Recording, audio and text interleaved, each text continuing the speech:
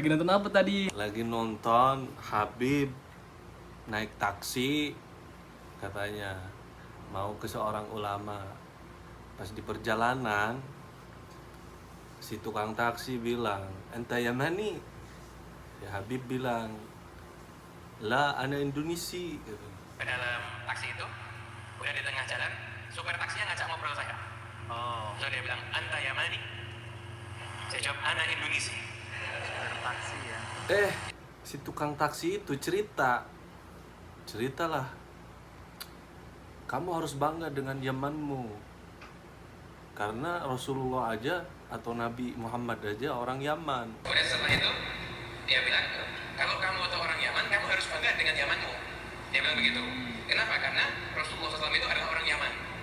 Saya adalah orang Yaman. Dia bilang, dari sekian banyak itu, ini sopir taksi saya sampai bingung. Alimnya luar biasa. Hah?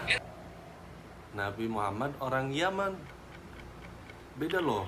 Dia terangkan dalil kalau Rasulullah itu orang Yaman itu dari ayat Quran ini, tafsirnya ini. Kemudian dari suku ini, tafsir itu ayat Quran, tafsir, hadis, syarat itu sopir taksi. Saya bingung, ini kiai nyamar. Mungkin saya diperang atau gimana? Atau memang benar-benar orang alim ini. Itu sepanjang perjalanan itu dia sambil terangkan, ini ayat Quran, dan saya cek betul semuanya, nggak ada yang salah ayat Qurannya, dan tafsirnya semuanya betul. Jadi antaranya, kenapa kok Nabi Muhammad SAW itu dikatakan Al-Yamani? Karena Nabi itu keturunan daripada Nabi Ismail alaihissalam. Nabi Ismail alaihissalam itu ketika itu ditinggalkan sama ayahanda beliau Nabi Ibrahim bersama dengan ibunda beliau Siti Hajar ada di kota Mekah. Ya, ketika Nabi Ibrahim membawa anak dan istrinya pada saat itu Ismail di usia yang balita atau masih kecil, usia menyusui, dibawalah Ismail dan istrinya yaitu Hajar ke sebuah lembah. Maksudnya itu, dan ini diabadikan dalam Al-Quran surat Ibrahim, Rabbana inni askantu min zurriyati biwadin ghairi dhi zar'in inda baitikal muharram Rabbana liyuqimus salata faj'al af'idatan minan nasi tahwi ilaihim warzuqhum minats thamarati la'allahum yashkurun.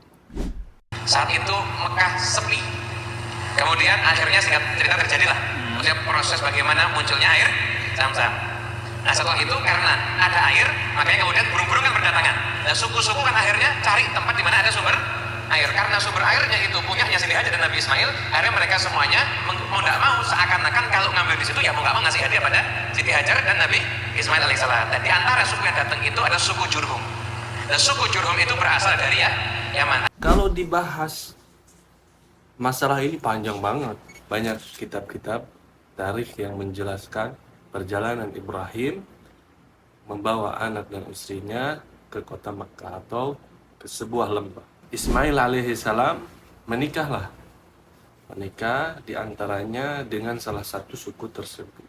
Dan suku tersebut setelah menetap di wadi atau lembah yang ada di kota Mekah. Akhirnya Nabi Ismail itu menikah dengan suku Jurhum tersebut dan akhirnya lahirlah keturunan beliau dan diantaranya adalah Nabi Muhammad SAW. Tidak bisa dikatakan Nabi Muhammad SAW itu orang Yaman. Katakanlah Nabi Muhammad itu orang Quraisy, sebagaimana mestinya dari suku Quraisy, orang Mekah, lahir di Mekah, seperti itu.